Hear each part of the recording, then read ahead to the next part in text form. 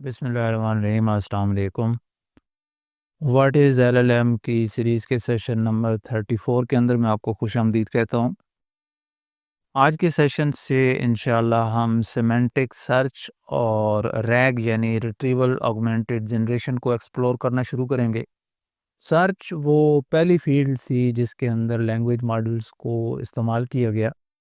जिस वक़्त 2018 में बर्ट का पेपर रिलीज़ हुआ था, उसके सिर्फ चंद महीने बाद ही गूगल ने अनाउंस कर दिया था कि वो इसको अपनी सर्च के अंदर इस्तेमाल कर रहे हैं।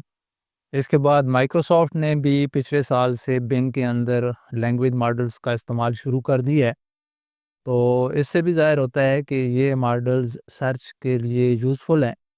गूगल सर्च या बिंग सर्च ऐसे सिस्टम्स हैं जिनके यूज़र्स की तादाद बिलियंस के अंदर है। लोग रोज़ाना की बुनियाद पर इनको इस्तेमाल करते हैं।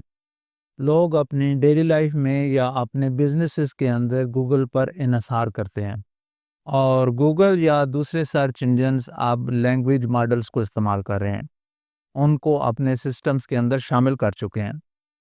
लैंग्वेज मॉडल्स को इस्तेमाल करके इन सर्च इंजन ने जो अपने सिस्टम के अंदर एबिलिटी शामिल की है, उसको सिमेंटिक सर्च कहा जाता है, जिसकी मदद से हम वर्ड्स को उनके मीनिंग के लिहाज से सर्च कर सकते हैं। यानी इस टेक्नोलॉजी में हम कीवर्ड्स को मैच नहीं करेंगे, बल्कि वर्ड्स को देखेंगे कि क्या उनका मीनिंग सेम है। एक दूसरा यूज़ केस ये है कि लोग टेक्स्ट जनरेशन मॉडल्स को अडॉप्ट कर रहे हैं। वो लैंग्वेज मॉडल से मुख्तलिफ क्वेश्चंस करते हैं, लेकिन उनकी ख्वाहिश ये होती है कि जो उनको जवाब मिले वो फैक्चुअली दुरुस्त हो, क्योंकि लैंग्वेज मॉडल बहुत तेज़ी से और कॉन्फिडेंटली क्वेश्चंस के आंसर तो देता है, लेकिन हर दफ़ा उनके जवाब दुरुस्त भी नहीं होते या अप टू डेट नहीं होते।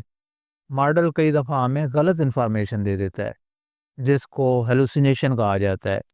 ये एक बहुत बड़ा मसला है, क्योंकि इसकी वजह से लोग लैंग्वेज मॉडल्स को अपने बिजनेस के अंदर इस्तेमाल नहीं कर सकते। इसके सलूशन के तौर पर एक सिस्टम बनाया गया है जो रेलेवेंट इन्फॉर्मेशन को रिट्रीव कर सकता है और वो इन्फॉर्मेशन लैंग्वेज मॉडल को प्रोवाइड करता है।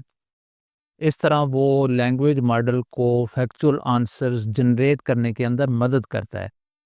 इसी सिस्टम को रैग या रिट्रीवल ऑगमेंटेड जनरेशन कहा जाता है और अभी इस वक्त इसका बहुत ज़्यादा इस्तेमाल हो रहा है। लैंग्वेज मॉडल्स को बेहतर तौर पर सर्च के लिए कैसे इस्तेमाल किया जाए, इस पर काफ़ी सारी रिसर्च हो चुकी है। इनको अगर हम कैटेगरीज में तकसीम करें तो ये मेन 3 कैटेगरीज बनती हैं: डेंस रिट्रीवल, री रैंकिंग और रैग। जिस तरह आपको तस्वीर के अंदर नज़र आ रहा है, डेंस रिट्रीवल एम्बेडिंग्स के कॉन्सेप्ट पर रिलाय करता है, जिसको हम पिछले सेशंस के अंदर तफसील से एक्सप्लोर कर चुके हैं। इसमें सर्च क्यूरी के नियरेस्ट नेबर्स को रिट्रीव किया जाता है और ज़ाहिर है ये करने से पहले क्यूरी और डॉक्यूमेंट्स दोनों एम्बेडिंग्स के अंदर कन्वर्टेड होते हैं। तस्वीर से भी ये वाज़ेह है कि डेंस रिट्रीवल सर्च क्यूरी को लेती है और अपने आर्काइव के अंदर से रेलेवेंट डॉक्यूमेंट्स को आउटपुट के तौर पर दे देती है। इसके बाद री रैंकिंग के सिस्टम्स हैं जो आमतौर पर मल्टीपल स्टेप्स की पाइपलाइंस होती हैं, जिस तरह इस तस्वीर के अंदर दिखाया गया है। एक री रैंकिंग मॉडल इस तरह का हो सकता है और इसका टास्क ये होता है कि क्यूरी के अगेंस्ट रिजल्ट्स की रेलेवेंस स्कोरिंग करे। उसके बाद इन स्कोर्स की बेस पर रिजल्ट्स का ऑर्डर तब्दील हो जाता है, यानी जिस डॉक्यूमेंट का रेलेवेंस स्कोर ज़्यादा होगा वो पहले नंबर पर आ जाएगा। अब इस तस्वीर से भी वाज़ेह है कि री रैंकर डेंस रिट्रीवल से मुख्तलिफ है, क्योंकि ये एक एडिशनल इनपुट लेते हैं। पहले स्टेप के अंदर जो सर्च होती है, उसके सर्च रिजल्ट्स दूसरे स्टेप की इनपुट के अंदर दिए जाते हैं और री रैंकर उनके रेलेवेंस स्कोर की बेस पर उनको री ऑर्डर करता है। इसके बाद रैग का सिस्टम है जो इस तस्वीर के अंदर दिखाया गया है। लैंग्वेज मॉडल की टेक्स्ट जनरेशन की कैपेबिलिटी की वजह से अब एक नए किस्म के सर्च सिस्टम आ चुके हैं, जिनके अंदर एक मॉडल होता है जो किसी भी क्यूरी के अगेंस्ट आंसर जनरेट कर सकता है। इसी को रैग सिस्टम कहा जाता है और जनरेटिव सर्च इसी का सबसेट है। ये टेक्स्ट जनरेशन के ऐसे सिस्टम्स हैं جن کے اندر سرچ کیپیبلٹیز کو شامل کیا گیا ہے تاکہ ہیلوسینیشن کو کم کیا جا سکے، یعنی فیکچول انفارمیشن جنریٹ کی جا سکے یا آنسر جنریٹ کیا جائے کسی اسپیسیفک ڈیٹا سیٹ کی بیس پر۔ ان 3 مختلف قسم کے سسٹمز کو ہی آگے ہم مزید ایکسپلور کریں گے۔ اگرچہ یہ 3 بڑی کیٹیگریز ہیں جن کو ہم ایکسپلور کریں گے، لیکن ان کے علاوہ بھی کچھ ہیں جن کو آپ خود سے ایکسپلور کرنا چاہیں تو کر سکتے ہیں۔ اب ان کیٹیگریز کو انشاءاللہ ہم زیادہ ڈیٹیل کے اندر ایکسپلور کرتے ہیں۔ سب سے پہلے ڈینس ریٹریول ہے، اور اس تصویر کو دیکھ کر آپ کو فوری طور پر ایمبیڈنگز کا سیشن یاد آ جائے گا، جس کے اندر میں نے آپ کو بتایا تھا کہ ہم ٹیکسٹ کو نومیرک ریپریزنٹیشنز کے اندر کنورٹ کر سکتے ہیں۔ جس طرح اس تصویر کے اندر نظر آ رہا ہے، آپ ان کو سمجھ لیں کہ یہ ایک سپیس کے اندر مختلف پوائنٹس ہیں۔ جو بھی پوائنٹس ایک دوسرے کے نزدیک ہیں، اس کا مطلب یہ ہے کہ وہ ایسے ٹیکسٹ کو ریپریزنٹ کر رہے ہیں جو ٹیکسٹ ایک دوسرے سے کافی ملتا جلتا ہے۔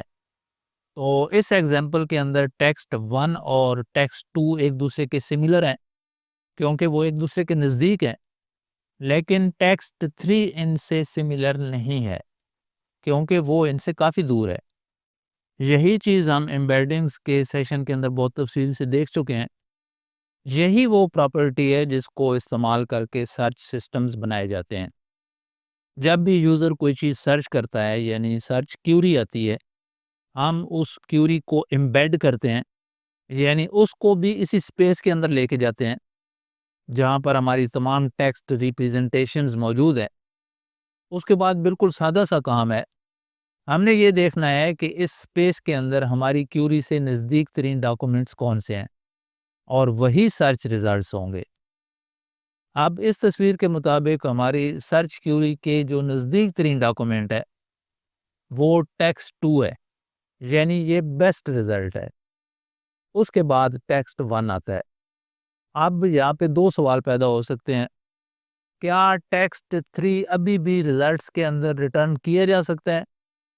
تو اگر آپ سسٹم ڈیزائنر ہیں تو یہ آپ کا ڈیسیژن ہے۔ عام طور پر سملیرٹی سکور کا ایک میکسیمم تھریشولڈ رکھا جاتا ہے تاکہ ارریلیونٹ ریزلٹس فلٹر آؤٹ ہو جائیں۔ اور دوسرا سوال یہ ہے کہ کیا کیوری اور اس کا بیسٹ ریزلٹ سیمنٹیکلی سملر ہوتے ہیں؟ تو ہمیشہ ایسا نہیں ہوتا۔ اسی وجہ سے لینگویج ماڈلز کو کویسچن آنسر کے پیئرز کے اوپر ٹرین کرنے کی ضرورت ہوتی ہے تاکہ وہ بہتر ریٹریول کر سکیں۔ اس پروسیس کو بھی انشاءاللہ اگلے کسی آنے والے سیشن کے اندر لازمی ایکسپلور کریں گے۔ اب اس تصویر سے ظاہر ہوتا ہے کہ ڈاکومنٹس کو پروسیس کرنے سے پہلے ہم ان کے چنکس بناتے ہیں، اس کے بعد ہر چنک کو پروسیس کیا جاتا ہے، یعنی اس کے ایمبیڈنگ ویکٹرز بنائے جاتے ہیں۔ اس کے بعد ان ایمبیڈنگ ویکٹرز کو ویکٹر ڈیٹا بیس کے اندر سٹور کر دیا جاتا ہے، جہاں سے ہم ان کو بہت آسانی سے ریٹریو کر سکتے ہیں۔ اب انشاءاللہ اگلے سیشن کے اندر ہم جوپیٹر نوٹ بک کے اندر ڈینس ریٹریول کی ایک ایگزامپل کو عملی طور پر استعمال کر کے دیکھیں گے۔ اللہ حافظ۔